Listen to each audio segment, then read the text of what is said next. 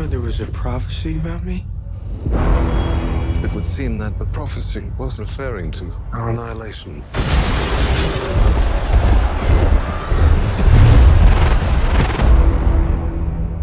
Our home has come under attack. Who would do this? Luke. Turns out you're not the only half-blood who's hard to kill. The only thing that has the power to save our home is the Golden Fleece. It's in the Sea of Monsters, what the humans called the Bermuda Triangle.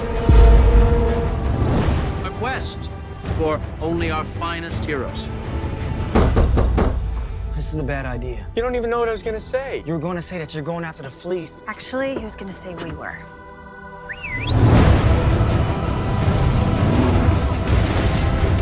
Hang on to something.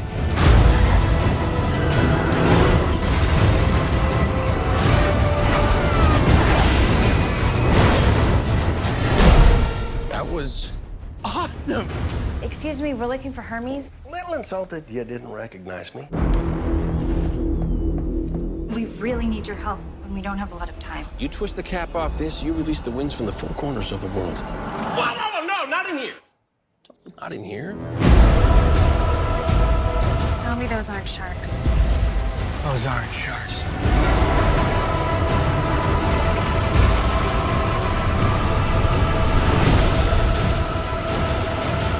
If there's one thing I've learned, you can't give up on family.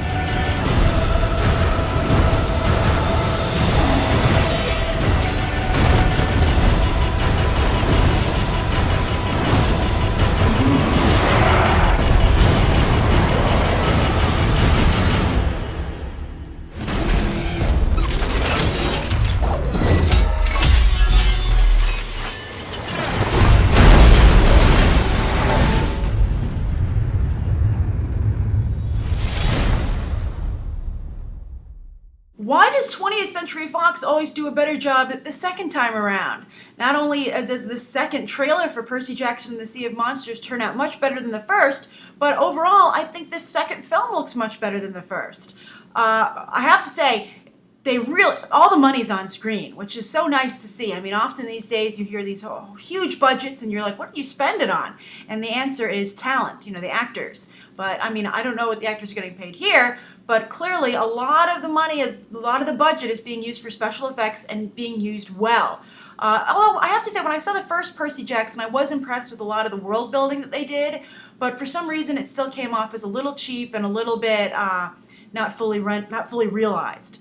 But here, I'm much more impressed with what I'm seeing. I'm getting more of a Harry Potter vibe, but interestingly, like a modern day Harry Potter vibe. I know Harry Potter is supposed to take place in modern day as well, but it had a timeless quality, I would say, more so than Percy Jackson. Percy Jackson feels very modern. I don't know if that works for it or against it. We'll have to see. But I'm so impressed with the special effects here, and this is going to be in 3D, that I would see this movie now for sure in theaters. So what do you think of this? I mean, this trailer is doing so well online, but so did the first one. And the movie, though, just was not a huge hit in theaters. So I'm curious, as I've asked before, when did you see the first Percy Jackson in theaters or on demand or on video? And what about the sequel? Will you see this in theaters? Are you definitely going to go, or are you going to wait again to see it on demand or maybe even on television? But I'm such a fan of Logan Lerman. I was really impressed. I'm so impressed with the work he did in Perks of Being a Wallflower that I would like, I'm happy to see that he is in a better vehicle this time. But as I've said before in my other coverage of this film, I would like to see him maybe graduate even to a more sophisticated franchise. But Percy Jackson definitely has its fan base. It's nice to see Fox treating them so well. And I guess the only question I have is I hope not all the good stuff was in the trailer. I hope they saved some stuff for us. But it looks really good. So write your thoughts down below what you think of this second Percy Jackson trailer. Do you agree that Fox is always better the second time around with this, at least with this franchise? And thank you for coming to Beyond the Trailer, not just for the latest trailers, but these quick snapshot reviews. Thanks for watching. Bye.